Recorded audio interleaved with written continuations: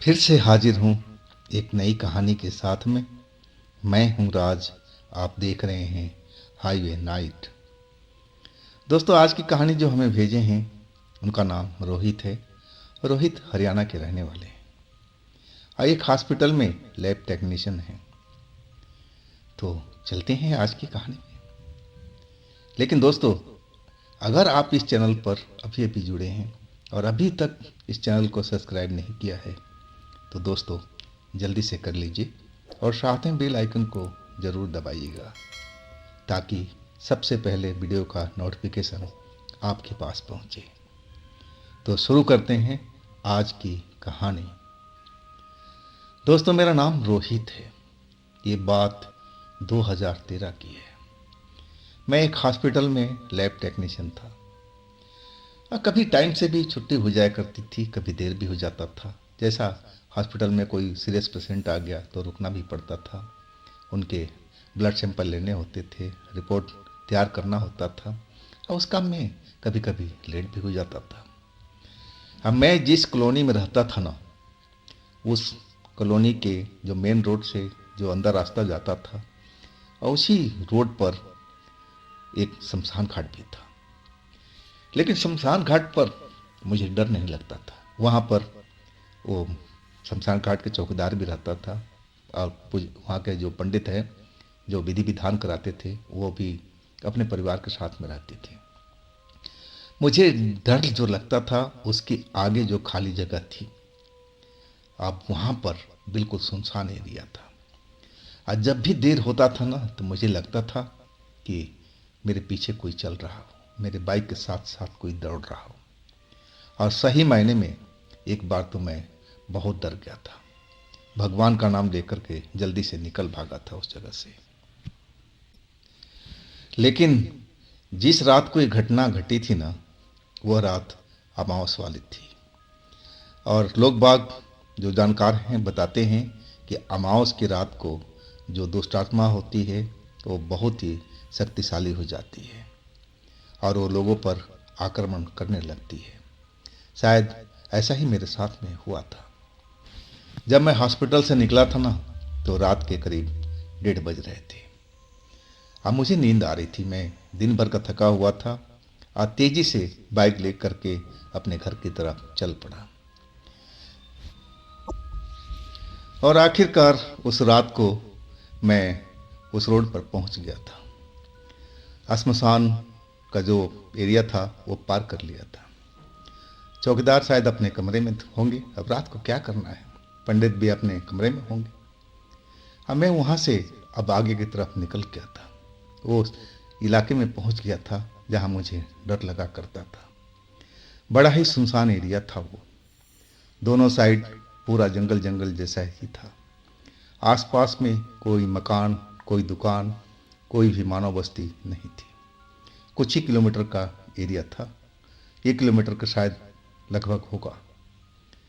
अब मैं उस जगह पर पहुंचा ना तो अचानक लगा कि जैसे मेरे बाइक के साथ कोई दौड़ रहा हो, जैसे पहले मेरे को एक बार अनुभव हुआ था।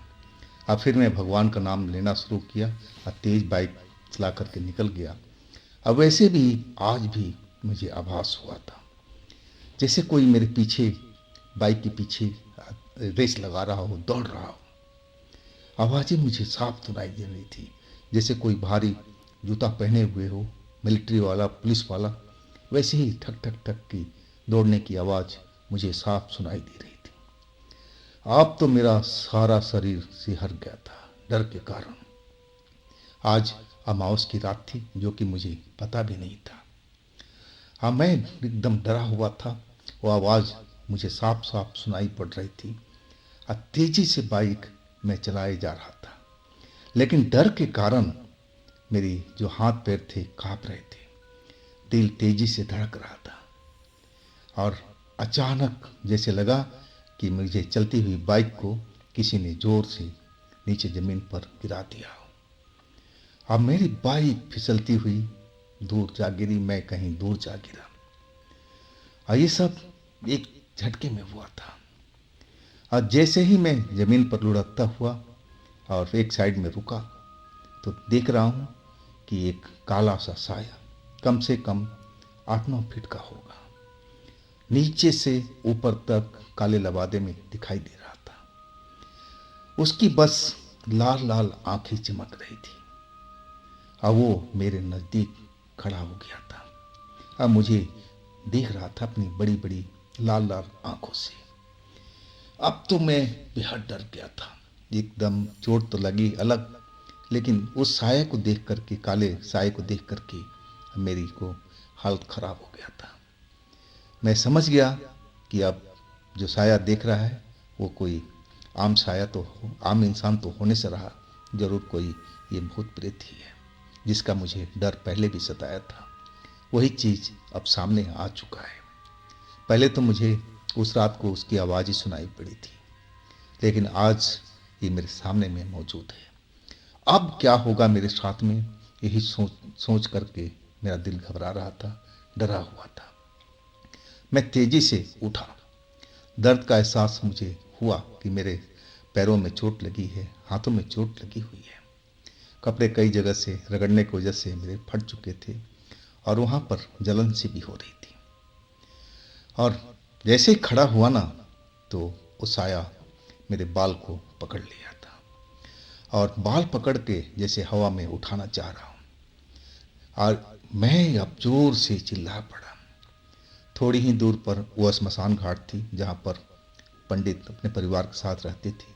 वहाँ पर चौकीदार भी रहता था।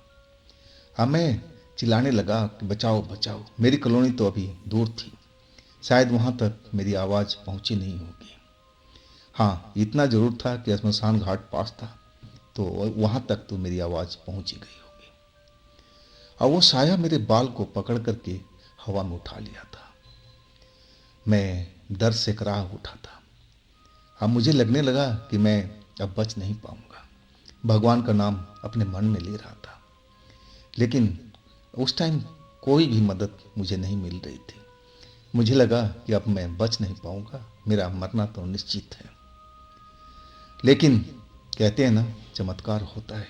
आप सही ढंग से, सही मन से आप भगवान को याद करो तो भगवान किसी न किसी रूप में आ ही जाते हैं। और वही हुआ। जो चौकीदार था श्मशान का, उसको मेरी आवाज़ सुनाई पड़ गई थी। अब वहीं से चिल्लाने लगा, कौन चिल्ला रहा भाई, क्या हो गया, कौन है वहाँ पर। अब वो चिल्लाने लगा था और इधर से मैं घुटी घुटी आवाज़ में मैं भी चिल्लाने लगा कि आप जल्दी से आ जाइए, मेरी जान बचाइए, जान बचाइए मेरी, मैं खतरे में हूँ। शायद उसने मेरी आवाज़ फिर सुन लिया था और वो चिल्ला के कहने लगा, घबराओ मत, घबराओ मत, हम आ रहे हैं। और तब मुझे लगा कि सही में भगवान ने मेरी मदद की है उस रात को। और तब तक तो वो काला शैतान लबादे वाला अब मुझे हवा में उछाल दिया था। अब मैं एक झटके से एक झाड़ी के पास फिर गिरा, चोट फिर लगी। अब वो मेरे आसपास में घूम रहा था। उसके जो जूते थे भारी दिखाई दे रहे थे, जैसे कोई मिलिट्री का हो, पुलिस का हो। और जब भी चलता ना, उसमें खट खट की आवाज़ सुनाई देती थी। वो चारों तरफ में घूम रहा था, अपनी लाल लाल आंखों से मुझे देखता जा रहा था। और तभी उधर से चौकीदार पंडित वो रोशनी लेकर के, टॉर्च की रोशनी डंडा हाथ में लेकर के आवाज़ लगाते हुए पहुंच गया। और जैसे ही वो नज़दीक लोग पहुँचे, टॉर्च की रोशनी जैसे ही उस एरिया को प्रकाशित करने लगी और वो शैतान जो था अब वो ना जाने कहाँ गायब हो गया था।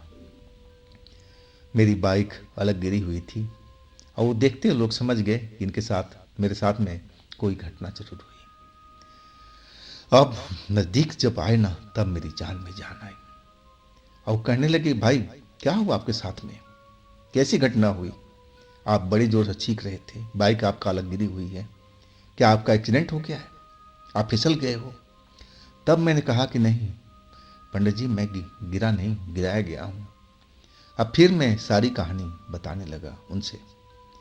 अब वो मेरी कहानी सुन करके कहने लगे, भाई आपको इस रात में अकेले जाने की क्या जरूरत है, क्यों अपनी जान पर खेल रहे हो, जब आपको पता है कि इस जगह पर आपको डर लगता है, आपने पहले भी ऐसा महसूस किया है तो आपको रुक जाना चाहिए था उसी हॉस्पिटल में जहां आप काम करते हो, सुबह में आ जाती।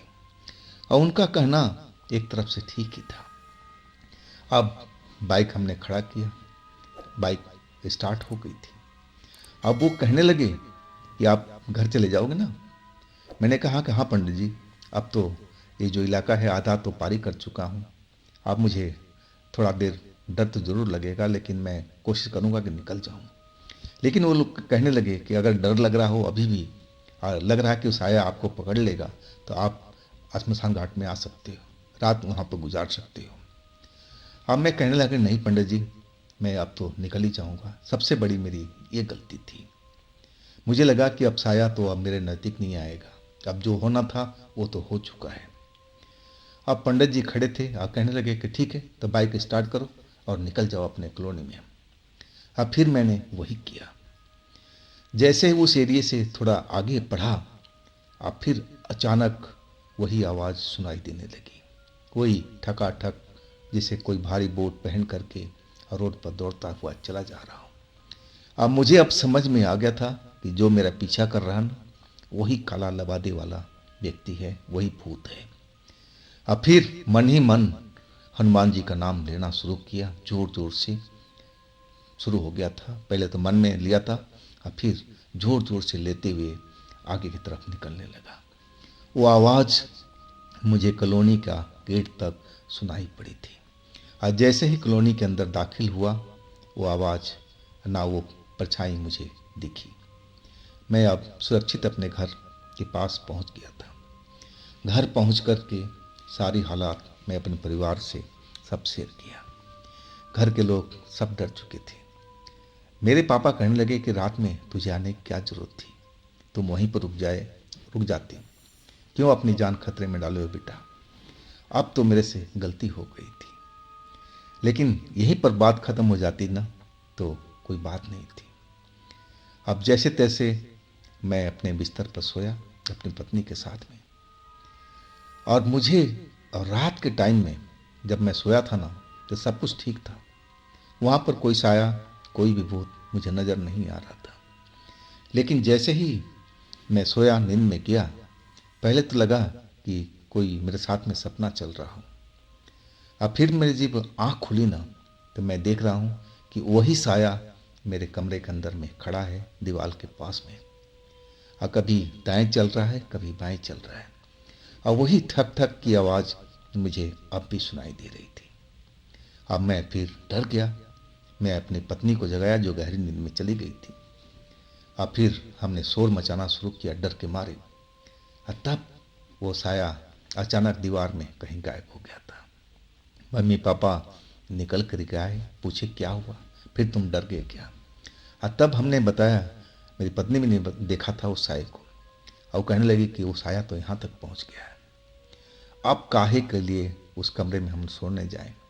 हम दोनों मियाँ बीबी पापा मम्मी के कमरे में रात भर रहे थे।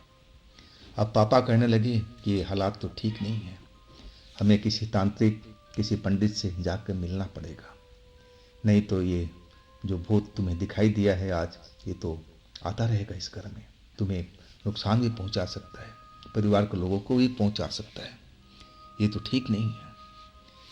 और जैसे तैसे सुबह हुई, और सुबह होते ही जो पापा थे वो किसी तांत्रिक को बुलाने चले गए थे। दोपहर के बाद वो लौटे तो उनके साथ में एक अधेड़ व्यक्ति था। बड़े बड़े दाढ़ी, बड़े बड़े बाल, देखने में ही वो एक साधु संत जैसे लग रहे थे, काले कपड़े में। और वो पापा सब कुछ बता चुके थे। अब वो जो व्यक्ति थे, अधेड़ व्यक्ति, अब मेरे को देखने लगे, मेरी आंखों में देखने लगे, मेरा नब्ज पकड़ कर देखने लगे जैसे कोई डॉक्टर हो। अब फिर कहने लगा कि ना, साया इसके अंदर नहीं है, लेकिन इस घर में वो प्रवेश कर चुका है, आइए आप लोगों के लिए ठीक नहीं है, ये ज़रूर आपके परिवार को नुकसान पहुंचा सकता है, किसी न किसी को, तो इसको तो भगाना ही पड़ेगा इस यहाँ से। अब पापा उस तांत्रिक की बात सुन करके बेहद खौफ में थे, डर चुके थे, और कहने लगे कि बाबा आप जैसे भी हो इस भूत को हमारे घर से भगाइए। तब वो जो तांत्रिक था कहने लगे कि इसके लिए हमें पूजा पाठ करना पड़ेगा।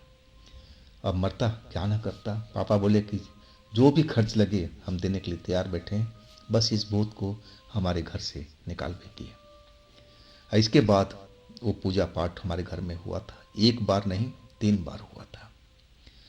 3 बार जब पूजा हो गया तब वो तांत्रिक ने बोल दिया कि अब डरने की आवश्यकता नहीं है, मैं उस भूत को इस घर से क्या, इस कॉलोनी से भी भगा दिया हूँ।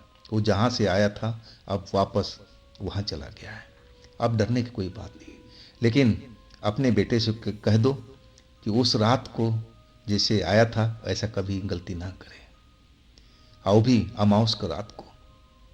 जब लेट हो जाए, देर हो जाए तो अपने हॉस्पिटल में रुक जाए, क्यों अपनी ज़िंदगी को तबाह करने पर लगा है। ऐसी गलती दोबारा ना करें। उन्होंने हमें बहुत नसीहत दिया था। इसके बाद मैं समझ गया था कि ऐसी गलती करना ठीक नहीं है। तो दोस्तों, ये थी आज की कहानी। अगर आपके पास भी ऐसी कोई घटना है जो आप मुझे बताना चाहते हैं, भेजना चाहते हैं, तो आप मुझे इंस्टाग्राम पर या मेरे व्हाट्सएप नंबर पर अपनी घटना, अपनी कहानी को शेयर कर सकते हैं। दोस्तों, ये भी चैनल आप ही का है, जिसको भी अपना प्यार दीजिए, लाइक कीजिए, सब्सक्राइब कीजिए, शेयर कीजिए। अब फिर हम मिलते हैं अगले रोज़ एक नई घटना, एक नई कहानी में। आप लोग अपना ख्याल रखिएगा। नमस्कार।